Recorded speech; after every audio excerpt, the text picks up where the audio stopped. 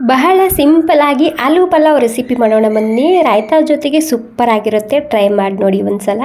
ಸ್ವಲ್ಪ ಎಣ್ಣೆ ಬಿಸಿ ಆದಮೇಲೆ 2 ಈರುಳ್ಳಿನ ಕೆಂಪಾಗೋ ತನಕ ಹುರ್ಕೊಂಡು ಪ್ಲೇಟ್ನಲ್ಲಿ ಹಾಕಿಡ್ತಿದ್ದೀನಿ.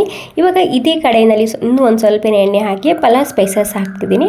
ಅದ್ರ ಜೊತೆಗೆ ಸ್ವಲ್ಪ ಜೀರಿಗೆ ಹಾಕ್ಕೊಂಡು ಹಸಿ ವಾಸನೆ ಹೋಗೋ ತನಕ ಹುರ್ಕೊಂಡಾದ್ಮೇಲೆ ಆಲೂಗಡ್ಡೆನೇ ಸೇರಿಸ್ತಿದ್ದೀನಿ. ಆಲೂಗಡ್ಡೆ ಕೂಡ ಸ್ವಲ್ಪ ಹಸಿ ವಾಸನೆ ಹೋದ್ಮೇಲೆ ಶುಂಠಿ ಬೆಳ್ಳುಳ್ಳಿ ಪೇಸ್ಟ್, ಖಾರಕ್ಕೋಸ್ಕರ ಹಸಿಮೆಣಸಿನ್ಕಾಯಿ ಪೇಸ್ಟ್ ಹಾಕ್ಕೊಂಡಿನಿ. ಎರಡರದ್ದು ಹಸಿ ವಾಸನೆ ಹೋದ್ಮೇಲೆ ಟೊಮೆಟೊನ ಹಾಕ್ಕೊಂಡಿನಿ. ಟೊಮೆಟೊ ಸ್ವಲ್ಪ ಸಾಫ್ಟ್ ಆಗಬೇಕು, ಹೀಗಾಗಿ ಸ್ವಲ್ಪ ಉಪ್ಪು ಹಾಕ್ತಿದ್ದೀನಿ. ಉಪ್ಪು ಹಾಕ್ಕೊಂಡು ಟೊಮೆಟೊ ಸಾಫ್ಟ್ ಆಗೋ ತನಕ ಹುರ್ಕೊಂಡು ತೊಗೋಬೇಕು.